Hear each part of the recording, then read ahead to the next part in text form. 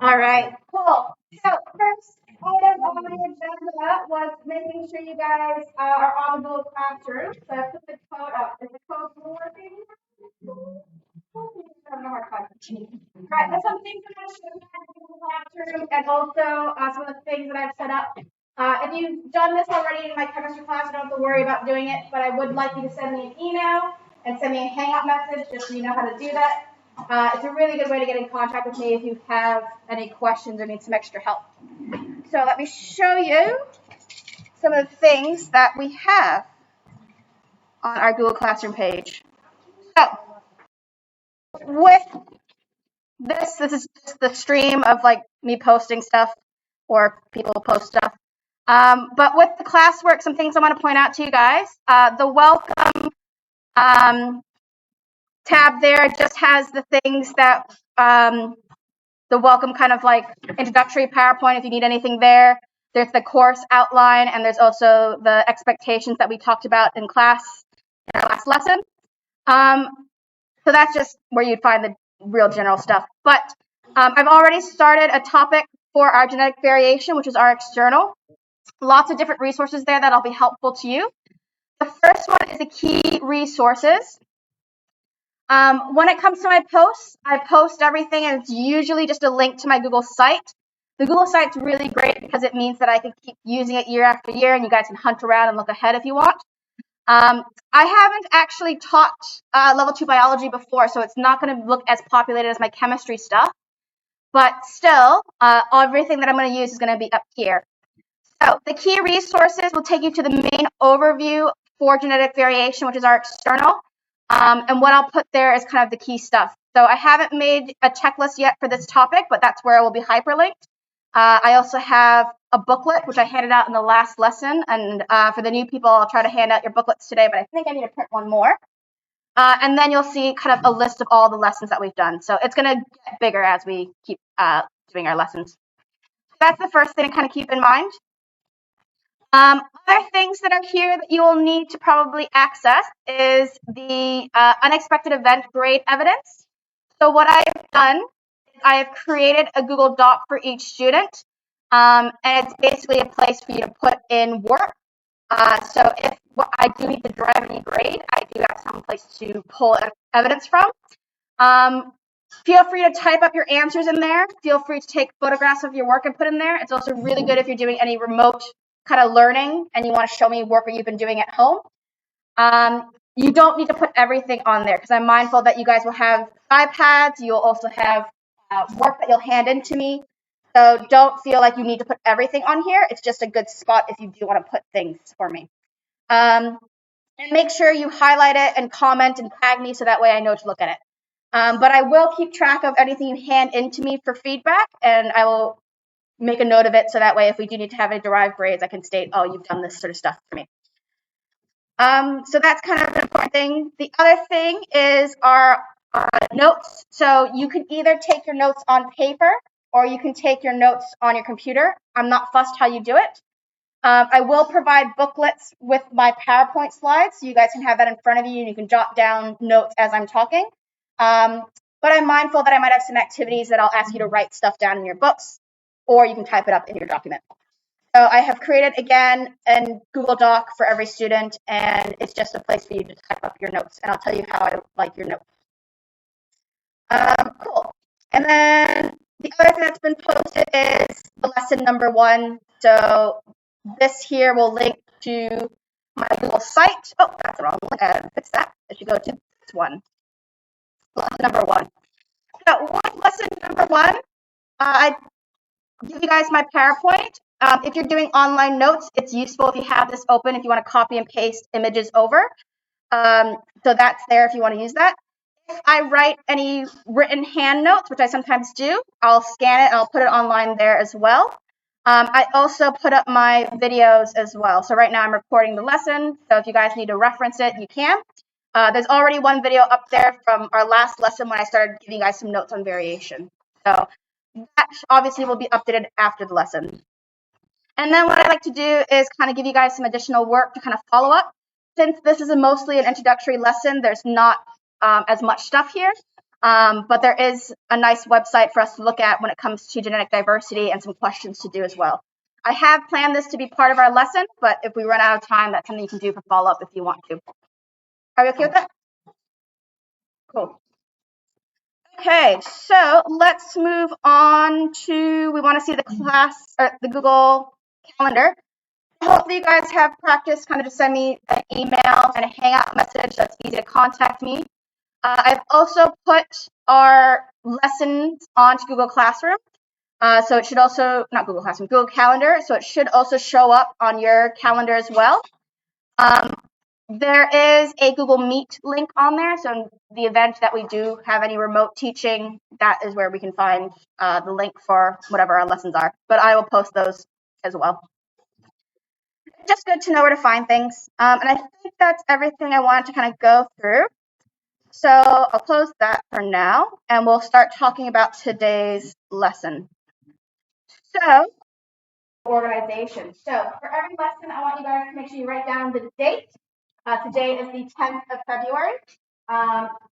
So you can either write it in your notebook, a piece of paper, and store it in a clear pocket folder. You can write it online and have digital notes. I'm not fun. So you should be writing stuff down throughout our lesson. So have a moment to decide how you want to do it. You're welcome to change it later.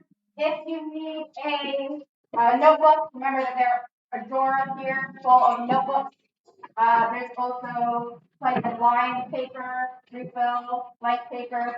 I have lots of clear pocket folders, so you can grab those and kind of use that as your biology notes. So whichever, I'm not fussed. So first thing you write down is the date. Second thing I want you to write down is the learning intention, because it's really important to keep track of what we're trying to accomplish. So today our learning intention is about exploring variation and also thinking about the benefits of it. The other thing you like to do when you come into the class is answer the mafia, so our do now. It's just a starter activity to kind of get us going. There'll be instructions with what you're supposed to do as your question or what the kind of task is. So everyone can have books open, writing down the learning intention and completing the do now. Do now is really kind of simple. It's just kind of recapping what we did last year for level 1 in reference to biology.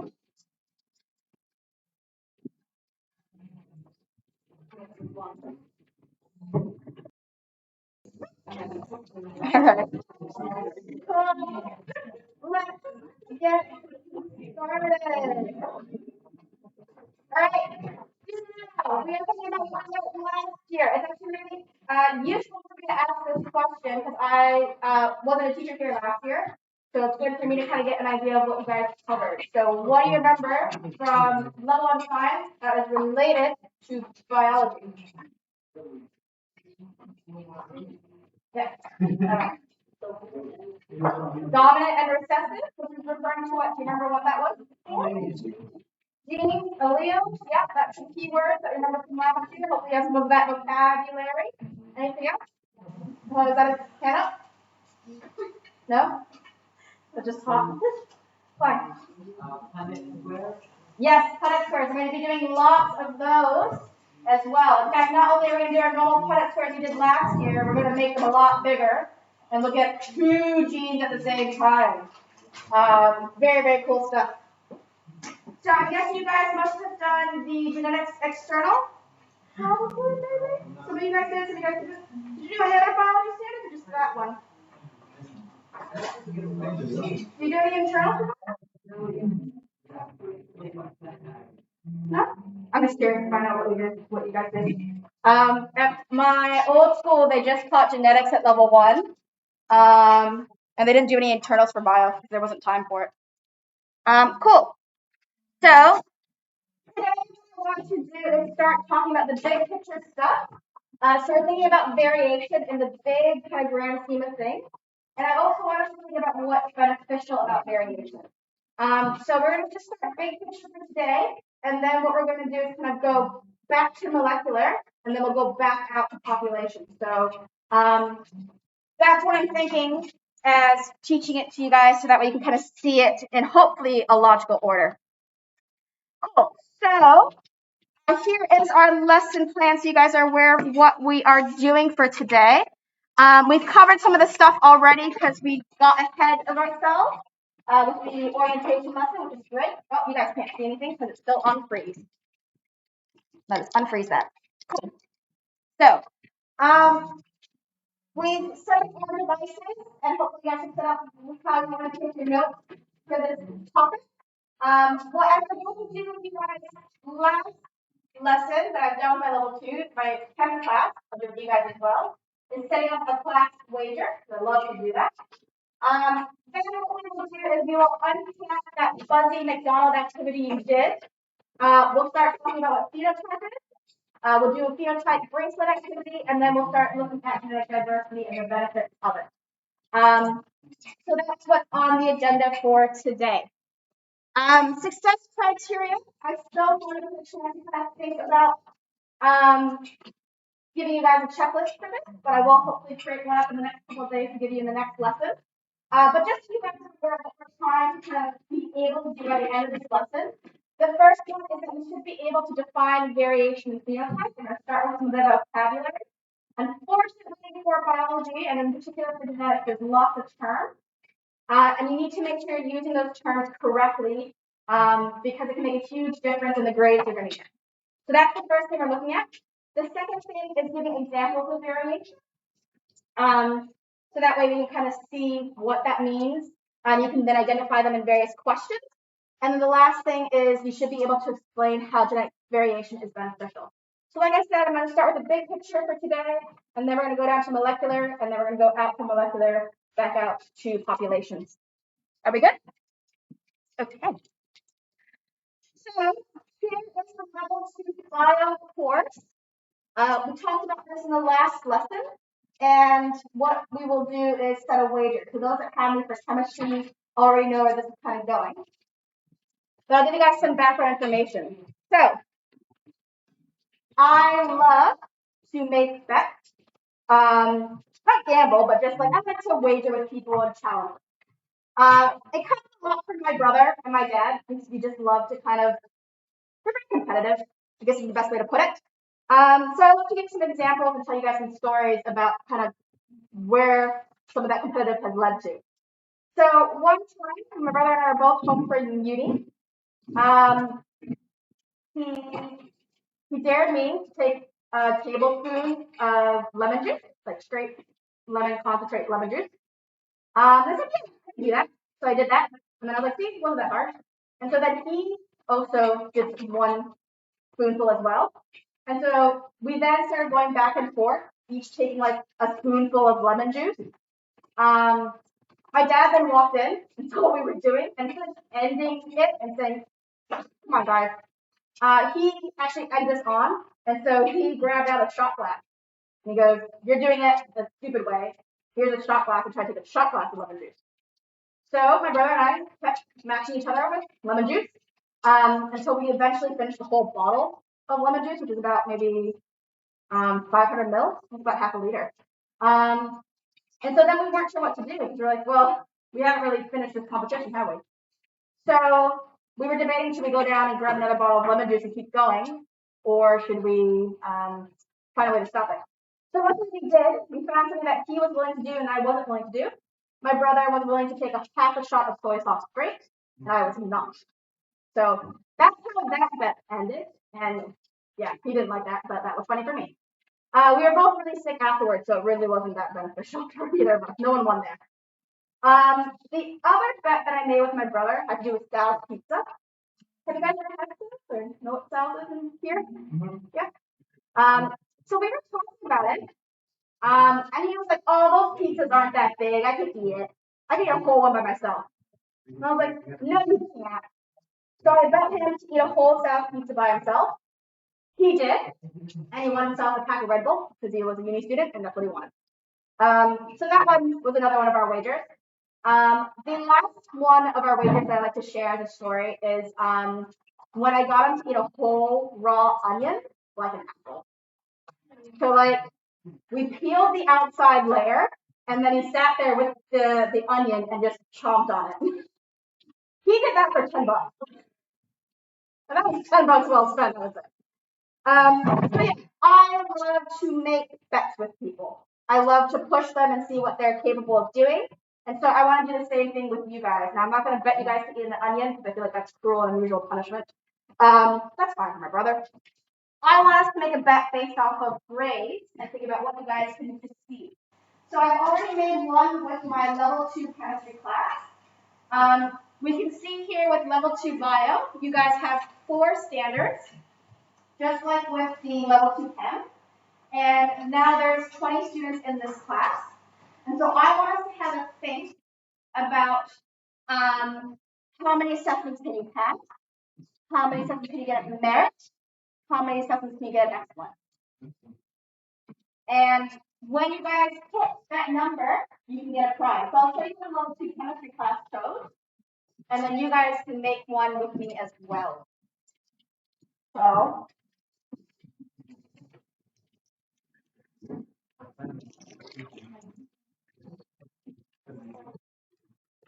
let me unplug the sound.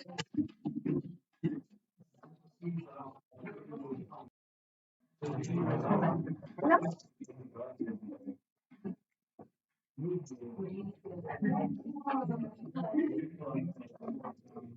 Try it again.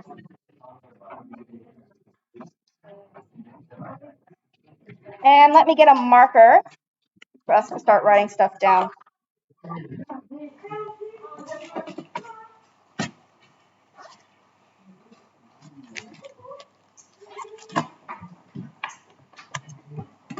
All right, come on, computer. We can do this. There we go. Okay, so just as an example, and then we will also write one up as well. My level 2 chemistry class, there are 4 standards, just like you guys. And there are 20 students. So for my math, if we have 20 students and 4 standards, I have a total of 80 assessments that I'm going through and marking. Yeah? So what I've done with my level 2 chem class, and I want to do with you guys as well, is they have made bets on how many they can get at the different levels and then what their prize will be. So they talked about just passing. What do they want? There's excellence, and then there's also merit / excellence, because basically anything that's excellence counts down to the merit points in this case. And they've given me different numbers of what numbers they want, and once they have that number, they get that prize. The takeaway option only happens once because I can't afford to keep doing that. But there's $100 of takeaway up for grabs, and that's only eligible for real big prizes. Stuff that is really, really challenging. If it's not so challenging, then we have smaller prizes. Does that make sense to everybody?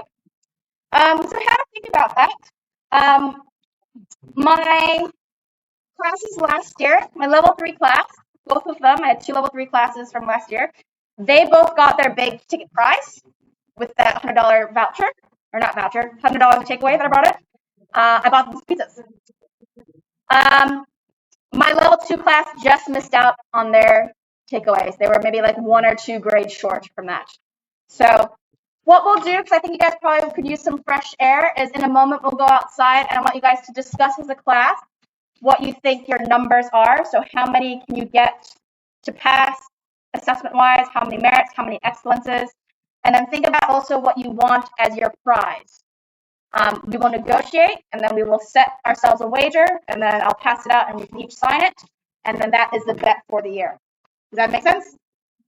All right, so let's go outside, get some fresh air. You guys can take off your masks, and we will discuss as a class, and then let's make a bet. Cool? All right. So, as I was saying, we have... All right, our level 2, I'll refocus it. Bio wager.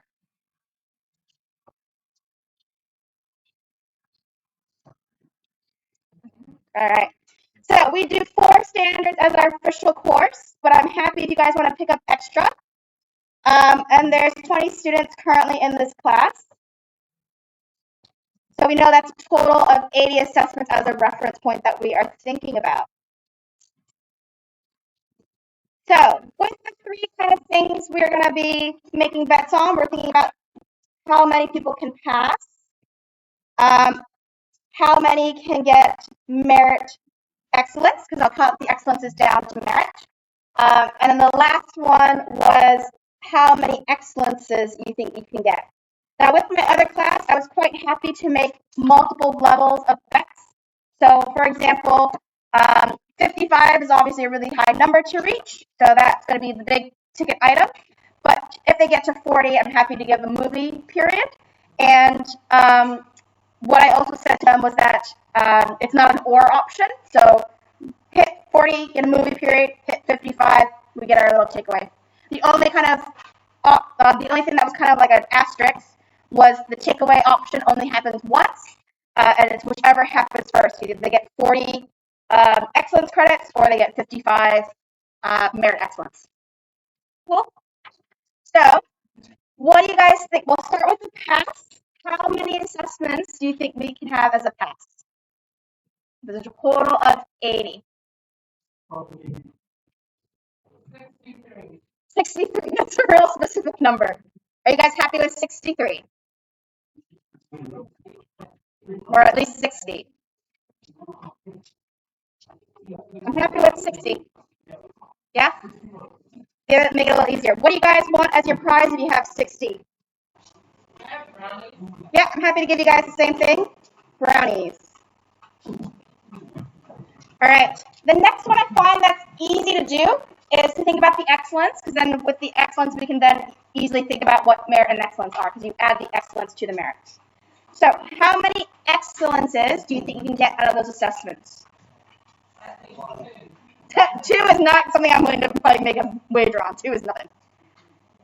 Keep in mind that with these 80 assessments, only 60 of them you can get at excellence, because the the microscope to internal only goes up to merit. So 60 can go up to E.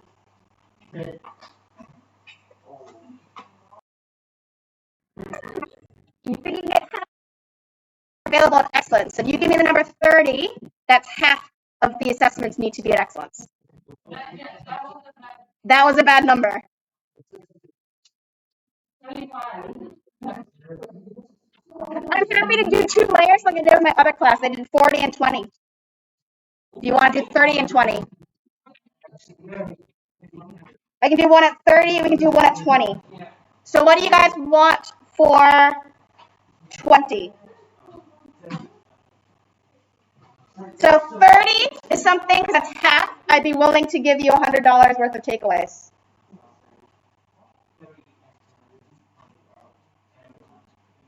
So Miss shouts you some takeaways, basically. But that's only if you get 30 excellences. The moment we hit 30, I'll let you know, and we'll get some takeaways. What do you want for 20?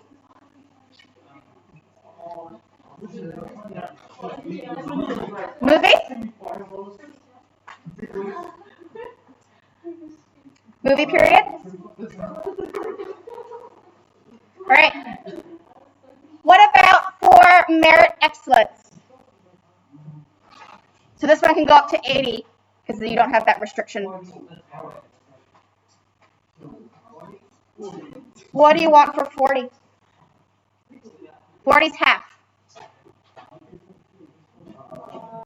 I wouldn't give you $100 worth of takeaways at 40. I'm happy to give you movie or free period or bake at 40. I'm happy to make macaroons because those are really fancy. You can have more brownies. Oh, that's a good question. You really want to spend like an hour and a half on your phone? All right, I can give you a free period.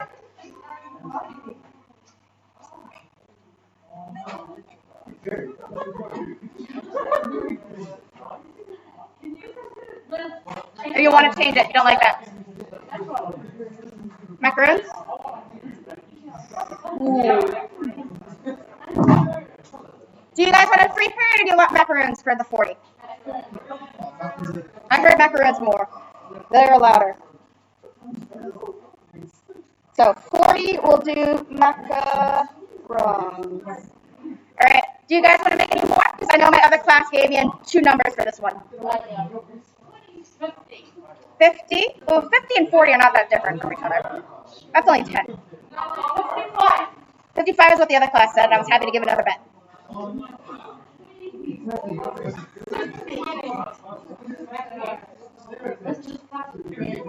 Very smart.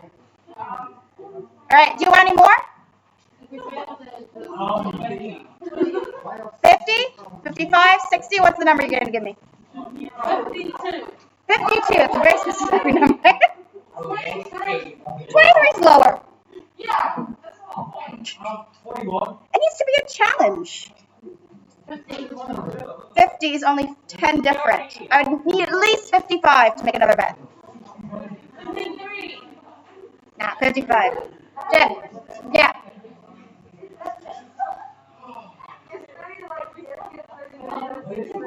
Huh?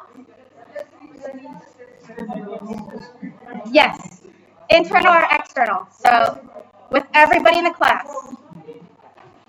So the reason why I say everybody in the class is because I want you guys to work together and I want you guys to care about each other's output.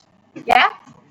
So you can be internally motivated and be like, I want to get this at excellence, and you work really, really hard. But the person next to you fails and you don't get enough to get to that 60, we don't get the prize. Does that make sense? So this is to help encourage kind of group work, teamwork, making sure you're all on task, because you can't get the prize until we hit this number. So one student can do really, really well and contribute 4 excellence points, but that's not going to be enough to win. Does that make sense? So, anything else? Are you guys happy with those bets? Do you want to make anything else? Happy? We good? I'm happy to give you guys one more if you want to do 55 or 60. 55, and what do you want? Takeaways again? So it's whichever of the 2 happens first.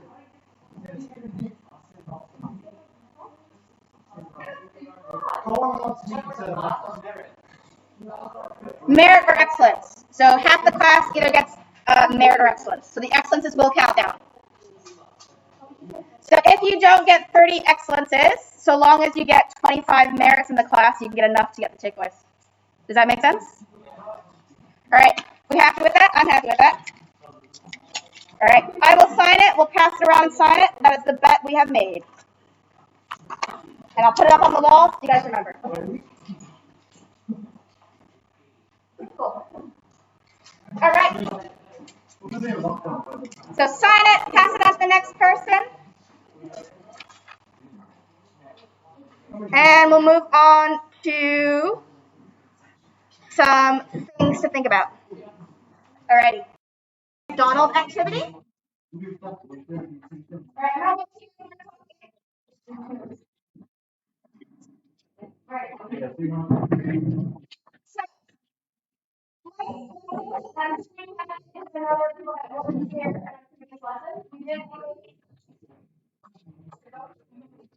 We did a fuzzy McDonald activity, and I asked you guys to draw insects and decide if these insects had, big or small eyes, if they had wings that were big or small, if they glowed in the dark, if they had a stinger. Yeah. And so with that activity, we were then thinking about natural disasters, and we did basically kind of like the last person standing, and we were basically asking, like, if you had small eyes, you died. If you had these size wings, you died. And it was all to kind of think about variation. So, Fuzzy McDonald's example about that variation. So we noticed that there was lots of variation in our insects. And then with all the different natural disasters, some of those insects died, some of them didn't. So what was that benefit of the environment? So take a minute or 2 to discuss that, and then we'll talk about it.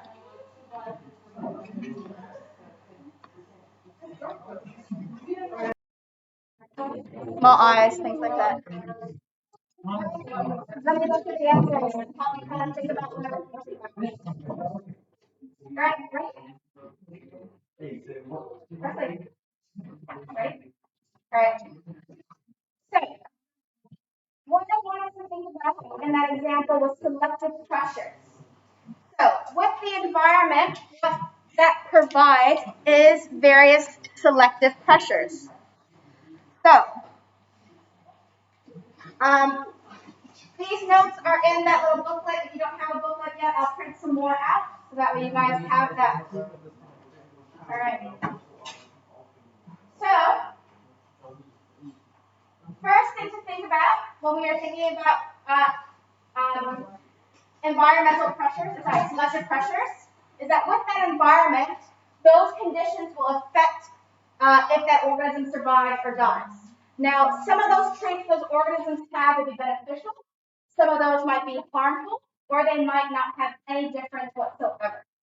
And we saw that with the Bloody McDonald's activity because we were looking at the eye size, we were looking at the wing size, and how that affected whether or not they were going to get eaten. So, these are known as selective pressures. So it's factors such as access to food, what the predators are hunting for, disease, what the environment's like, so how hot and cold it is. All these things will influence whether or not that animal can survive. If the animal can survive, they are more likely to reproduce. If they can reproduce, those traits can be passed on if they are heritable. So remember when we talked about in the last lesson, there are things that are heritable and not inheritable. So inheritable things are related to your genetics.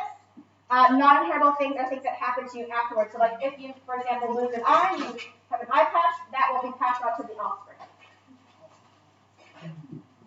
This then ripples and affects the whole population and the whole species. So we can change what the species looks like over time, depending on which organisms survive and pass on their traits. This is known as natural selection.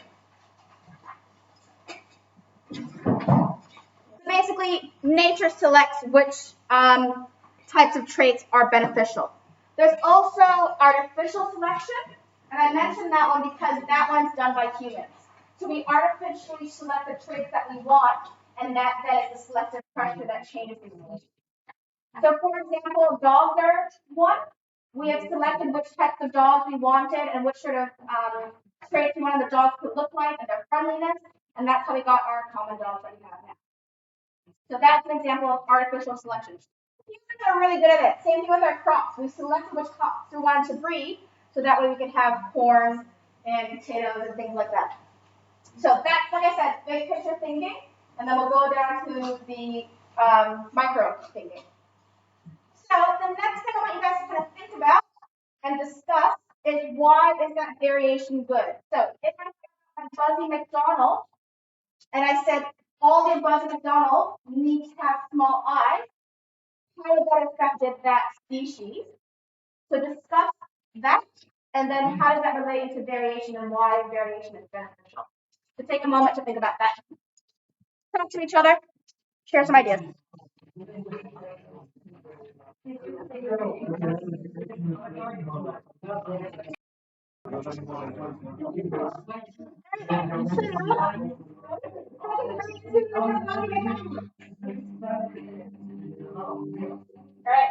If you want to do last lesson, support me and listen so you don't mess up.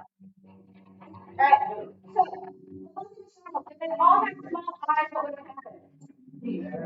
They would have all died. Yeah? So, this is an activity we did last time. So, they would have all died. So when I think about variation and why variation is beneficial to us, is that variation in that species means there's more potential adaptations. So if the environment changes, they are more likely to survive. So if all my insects had small eyes, they would have all died out. Since I gave you guys a choice to have small eyes or big eyes, they managed to survive and try to fight it over again. So that's what we need to think about for that variation. I put this in yellow and highlighted it, but it's not in the booklet. So I want you guys to write that down. So take a moment to write that down.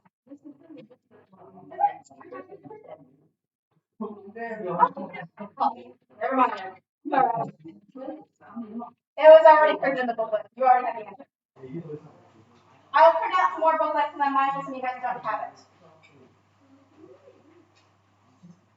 Does that make sense? So what we'll do is we'll look at some different populations and we'll see populations that don't have a lot of variation and populations that do have a lot of variation and how it influences that survival. All right. Cool. I'll leave it up for a second for those that are still kind of jotting that down. And then we'll talk about our next activity. And I'll actually set it up.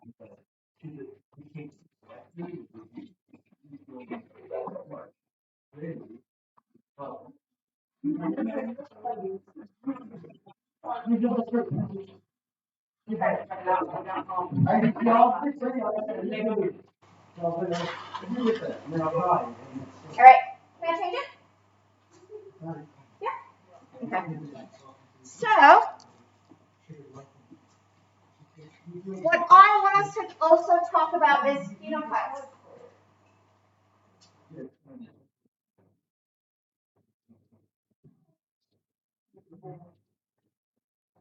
So what I want us to talk about is phenotypes and traits. So when we talk about traits, we're talking about physical appearances and what we can see, but it's also be stuff that you can't see that's happening inside your body. So for example, if you're able to digest milk would be an example of a trait. I can't. It makes me sick because I don't have the lactase enzyme. And in fact, we will look at that as one of our examples. So, physical appearances, the whole range of things. Those include things like fur color, height, basically anything that you can see. This is also known as your phenotype. So the way I remember it is phenotype physical appearance. So what we will do, because I think it's really neat to kind of see, is we're going to look at the variation in our classroom. So I want you guys to have a piece of paper, you can type it up, and I want you to number 1 through 9, and we're going to go through some different traits in the classroom, and we're going to see which ones you have. Based on the traits you have, you're going to grab different types of beads and make yourself a bracelet for them. We do a lot of bracelets for some reason in bio, because that's the way I like to start things. So number it 1 through 9. And we'll go through each trait. Yeah, write it down so that way you know what beads to grab. We can have 2 choices of beads. Right? Okay. So the first trait I have to look at, and I tried to pick some very basic ones, is the cleft chin. So unfortunately, we have our mics on, so hopefully you can kind of feel your chin, or you know your face and what it looks like. So we are looking at whether or not you have basically kind of the double kind of fit. So you can have a smooth chin, or you have a cleft chin. There's actually a cleft chin, so it kind of looks like that. It looks a little bit like that. But there's some famous actors that have that kind of cleft chin. Feel free to feel your chin if you're not sure. Yeah? Most of you probably don't. Alright, so if you have a cleft chin, I want you to write down cleft chin and write down red beads. That's what you're going to be grabbing. If you don't have a cleft chin, then I want you to write no cleft chin and write down that you're grabbing yourself a pink bead. Most of you guys probably have smooth chins. I don't see too many with cleft chins. All right. Next thing I want you to check. You guys got it? Okay. Next thing for us to check is dimples. So when you smile, do you get the little indentations in your cheeks? If you have dimples, you're going to grab yourself a yellow bead. If you have no dimples, you're going to grab yourself an orange bead. And make sure you write this down so you don't grab your beads at the end.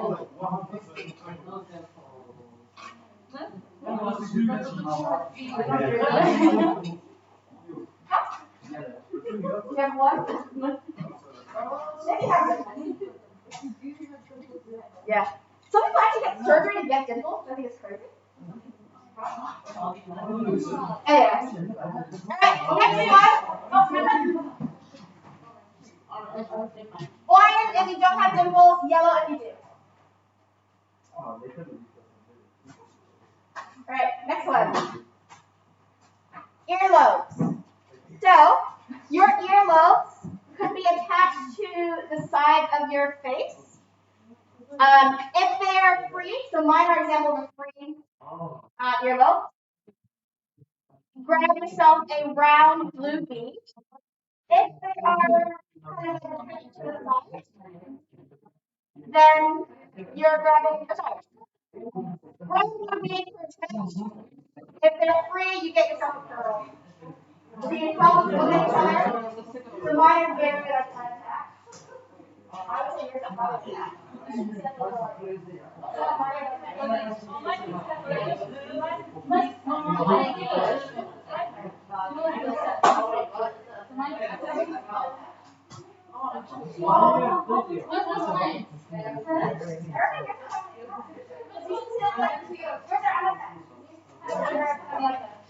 Yeah. Does that make sense?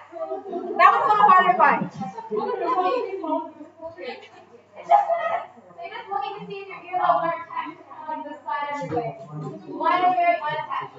Make sure that the earlobe is free. You're asking about this earlobe. And then right now we'll eat your ground. So if they are attached, you're going to get a blue bead. If they are unattached, you're getting yourself a pearly bead later. Alright, next one. Freckles. If you have freckles on your face, purple bead. If you don't have freckles, you're grabbing yourself a green bead.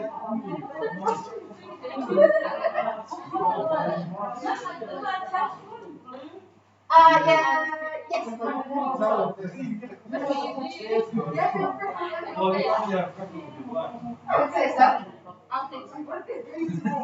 You really want to have the purple bead.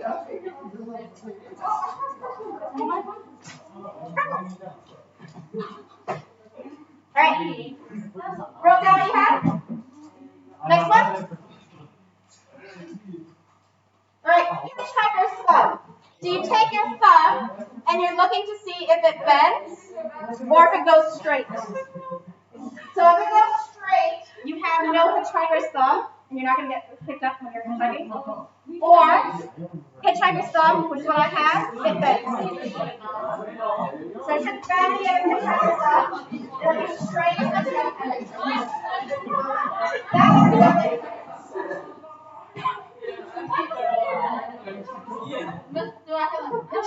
I think it is.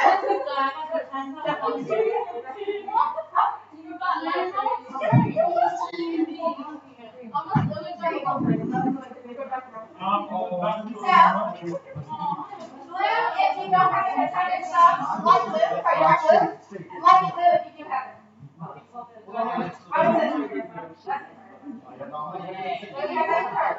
If you don't have it, it'll be kind of like straight up. You won't be able to do that.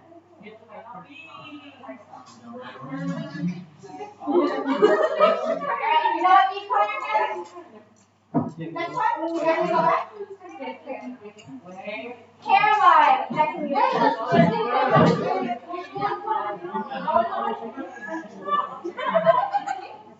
Alright, Caroline, next to the check. So, we're looking for widow's peak. You're going to do this in your hair, and you're going to see do you have a widow's peak or not. If you have a widow's peak, your hair is going to kind of point inward, like, what was that, like a monster character.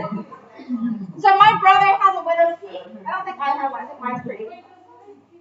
So widow's peak, yeah, so basically you never look at it. But most people I think have it straight. No widow's peak. So pull your hair up and have a look.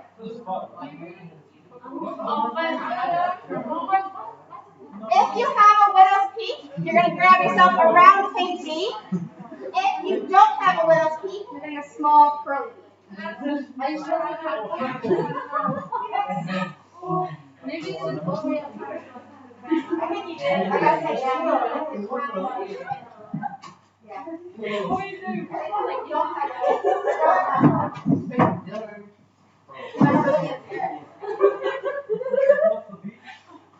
You'll get a pink one, pink round one if you have one of those pink, and if you don't, you'll get a small curly one. Curl. Alright, next one. Yep, next one? Yep. Okay. Next one is tongue rolling. So unfortunately, you guys have masks on, so hopefully you can kind of tell when you're holding your mask. But basically, I want you to try to roll your tongue. It's literally either can or you can't. So this is what it will look like. You'll be able to actually lift the sides of your tongues to touch together. If you can't roll your tongue, it will just be like impossible to do. So you guys have never actually like tested this before. Figure out what I can do this. So I can do it. If you can roll your tongue, you're going to grab yourself a heartbeat. If you can't roll your tongue, which I think most people can, you're going to get a star beat. Can you roll your tongue? Yeah. Alright, we have two more, I think. Alright, next one? Yeah? Alright, next one's eye color. That'll be really easy. I've just put them into two categories, dark colored eyes and light colored eyes. If you have dark colored eyes, like brown, you're going to get yourself a flower bead. If you have, say, for example, like blue or green, you're going to get yourself a light colored bead. Sorry, shimmery bead. I think most of you always have brown eyes. So we're all going to probably get the flower beads.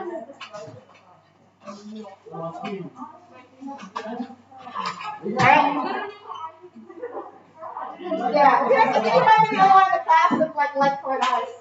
You might be the only one in the class with light colored eyes. Oh, are you brown as well? Is everyone brown? Yeah, I'm a brownie green. Yeah, I'd say brown, any sort of brown would be dark color, and then light color would be blue.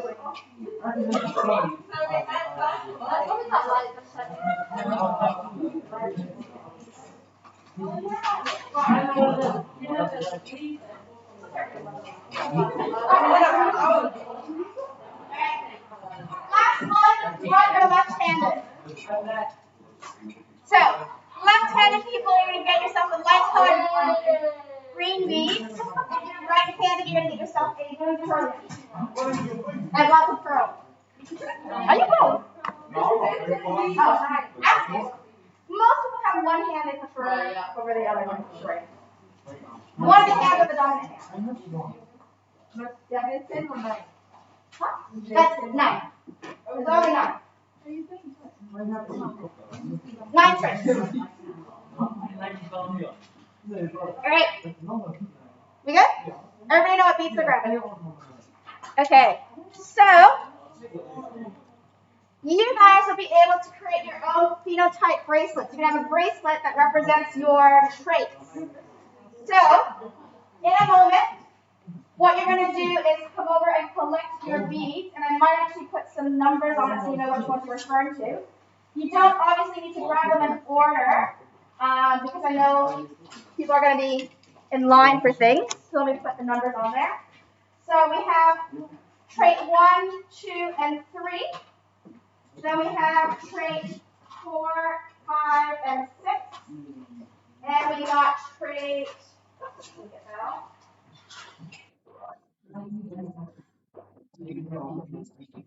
7, 8, and 9. Alright?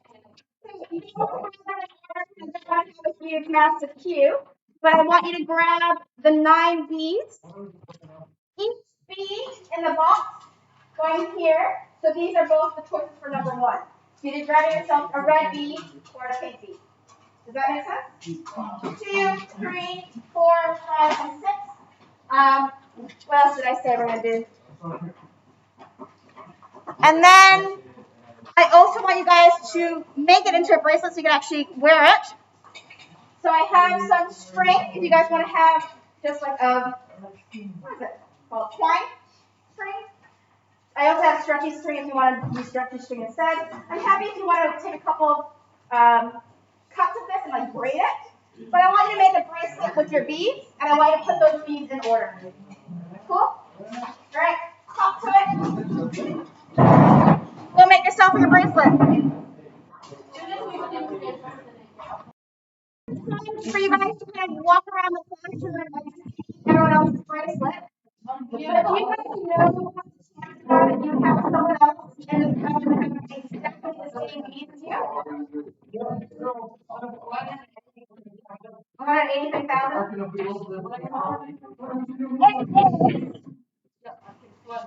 The likeliness of you guys to find someone else. Can we listen up, please? Thank you. The likelihood of you finding someone else with the exact same bracelet, so same beads, is 1 in 512. Yeah? The way I work that out is 2 to the power of 9. So each one you have 2 choices. And so 2 times 2 times 2 times 2, and that's how I got to that 100 or 512. So it's unlikely that you will find someone that has the exact same bracelet as you, and that's because of the variation we have. So let me just recap today's lesson. There we go.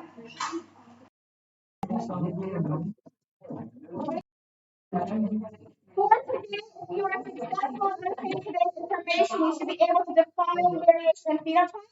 You should be able to give me examples of variation, and you should also be able to explain how variation is beneficial. You can go ahead and come back and clean up. If you want to leave any of your books with me, you can right here. And we need to wipe down the table for the last period, and we also need to put up the chairs.